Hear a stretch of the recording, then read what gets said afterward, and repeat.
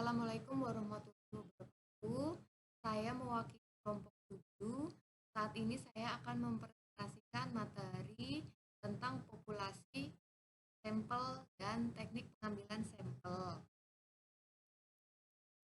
Populasi, apa itu populasi? Populasi merupakan wilayah generalisasi yang terdiri atas objek, subjek, yang mempunyai kualitas dan karakteristik tertentu yang ditetapkan peneliti untuk dipelajari dan ditarik kesimpulannya. Populasi dapat berupa orang, objek, ataupun benda.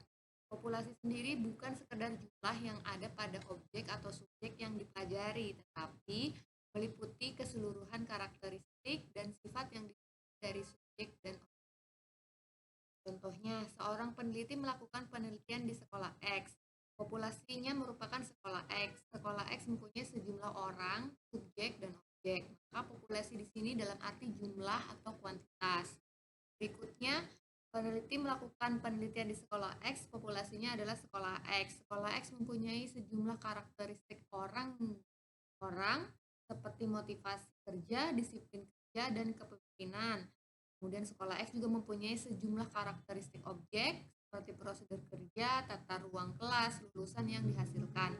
Maka populasi di sini diartikan dalam karakteristik.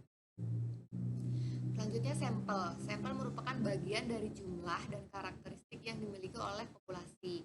Sampel yang diambil dari populasi harus representatif, artinya mewakili.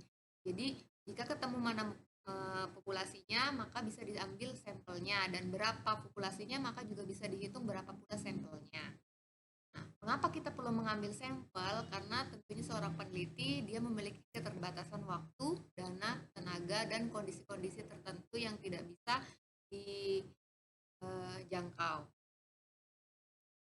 Untuk pengambilan sampel ada beberapa metode. Contoh yaitu pertama dari jumlah populasinya. Jika populasinya bisa diketahui, bisa kita hitung melalui rumus Slovin, yaitu N sama dengan N besar dibagi 1 plus N E kuadrat. Ini kita lihat contohnya. Dan di sini E yaitu adalah taraf kesalahannya. Terdiri dari 1%, 3%, 5%, sampai 10%. Sampel diperoleh seperti tabel di sini. Nah, yang tadi saya bilang ada populasi sekitar 500, bisa kita lihat batasan-batasan kesalahannya. Bisa dibaca sendiri. Selanjutnya kita latihan seperti contoh. Misalnya ada sekitar 8.000 orang populasi, kita akan menghitung berapa sampel yang akan digunakan jika menggunakan taraf kesalahan 1% dari 10%. Dan soal yang kedua, jika ada sekitar 150 siswa dalam populasi, bagaimana berapa taraf kesalahan untuk menghitung sampel yang akan digunakan dengan taraf kesalahan 3% dan 10%. Jawabannya adalah pertanyaan pertama bisa kita gunakan dengan 8.000 populasi, yaitu kalau taraf kesalahannya 1% berarti dihitungnya jadi 4.445, sedangkan taraf kesalahan 10% bisa 99 atau bisa 100 sampel. Terus untuk populasi yang kedua dari 150 dihitung taraf kesalahan 3%, maka didapat 133 sampel, sedangkan untuk taraf kesalahan 10% bisa didapat 60 sampel. Ini tabel lengkapnya mulai dari jumlah populasinya 10 sampai dengan 1 juta bisa di. Terus kemudian ada teknik pengambilan sampel atau teknik sampling. Ada berbagai macam, yaitu di sini kita harus pahami dulu bahwa teknik pengambilan sampel itu ada dua, yaitu probability sampling dan non-probability sampling. Caranya maksudnya apa saja yang termasuk probability sampling dan apa saja yang non-probability sampling bisa dibaca di dalam slide ini. Ya, ini salah satu probability sampling, ya salah satunya adalah sampling acak sederhana. Jadi dari populasi kita menentukan sampel dan kita ambil secara acak. Tapi dengan catatan dia harus homogen. Nah, ini selanjutnya. Lanjut lagi.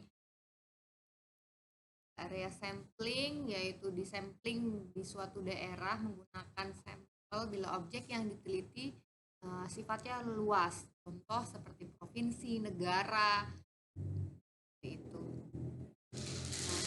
kedua yaitu non-probabilitas sampling. Di sini bisa mengambil, yaitu contohnya adalah sampling sistematis.